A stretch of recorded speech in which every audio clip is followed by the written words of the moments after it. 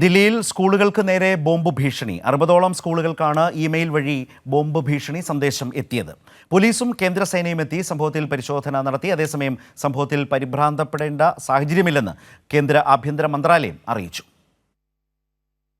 ദില്ലിയിലെ 60ഓളം സ്കൂളുകളിലാണ് രാവിലെ 4 മണിയോടെ ഇമെയിൽ വഴി ബോംബ് ഭീഷണി സന്ദേശമെത്തിയത്.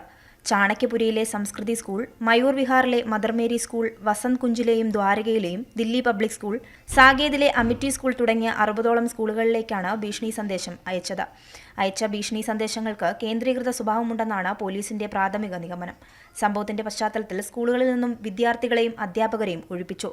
ബോംബ് സ്ക്വാഡും കേന്ദ്രസേനയും പോലീസും സംഭവസ്ഥലത്തെത്തി പരിശോധന തുടരുകയാണ്. അഗ്നിരക്ഷാസേനയും സ്ഥലത്ത് വിന്യസിച്ചിട്ടുണ്ട്. ആദ്യഘട്ട തെരച്ചിലിൽ സംശയാസ്പദമായി ഒന്നും കണ്ടെത്താനായില്ല. എന്നാൽ സന്ദേശമെത്തിയ മെയിലിന്റെ IP വിലാസം കണ്ടെത്താനുള്ള ശ്രമങ്ങൾ പുരോഗമിക്കുകയാണ്. അതേസമയം ആരാണ് ഈ മെയിൽ അയച്ചതെന്നും എവിടെ നിന്നാണെന്നും ഇതുവരെ കണ്ടെത്തിയിട്ടില്ല. സംഭവത്തിൽ പരിഭ്രാന്തപ്പെടേണ്ട സാഹചര്യമില്ലെന്ന് കേന്ദ്ര ആഭ്യന്തര മന്ത്രാലയം അറിയിച്ചു. മദർ മേരി സ്കൂളിൽ നടന്നുവന്ന പരീക്ഷയും നിർത്തിവെച്ചു.